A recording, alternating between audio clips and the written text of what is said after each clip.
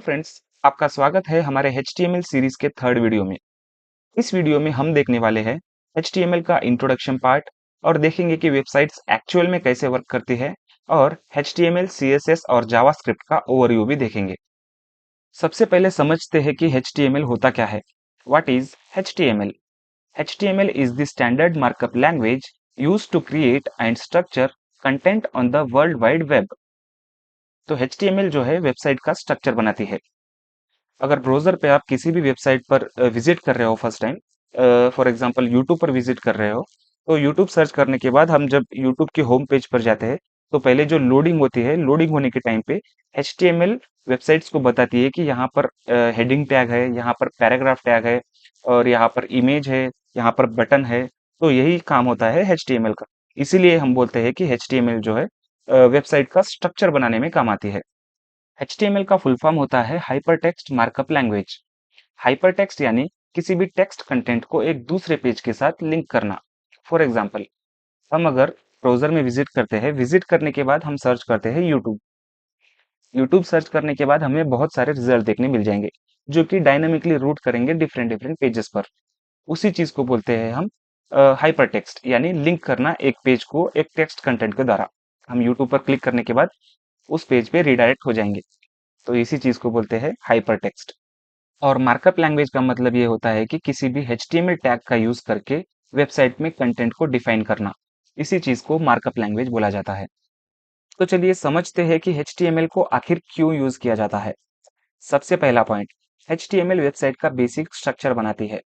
दूसरा point, HTML website के content को प्रॉपरली ऑर्गेनाइज करके रखती है।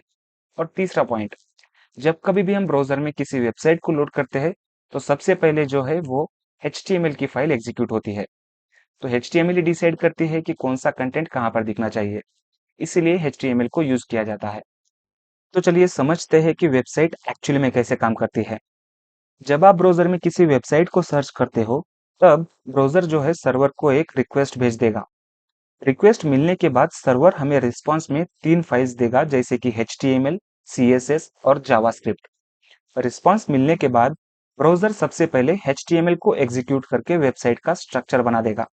उसके बाद CSS से डिजाइन और जावास्क्रिप्ट से इंटरैक्शन ऐड कर देगा।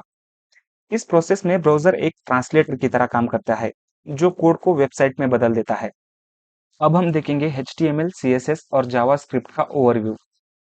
कोई भी मॉडर्न वेबसाइट 3 मेन टेक्नोलॉजी से बनती है, जैसे कि HTML, CSS और जावास्क्रिप्ट। HTML वेबसाइट का स्ट्रक्चर बनाती है, जैसे कि हेडिंग टैग कहाँ होना चाहिए, पैराग्राफ टैग कहाँ होना चाहिए, इमेज कहाँ होना चाहिए, वीडियो कहाँ होना चाहिए। ये सभी चीजें जो है HTML डिसाइड करता है।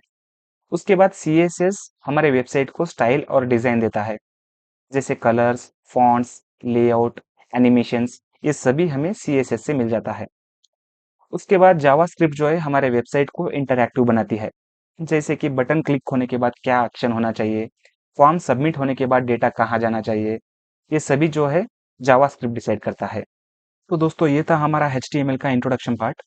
इसके बाद हम देखेंगे कि हमें HTML के लिए कौन से टूल्स की ज़रूरत पड़ेगी और उनको कैसे इंस्टॉल करना है और कैसे सेटअप करना है।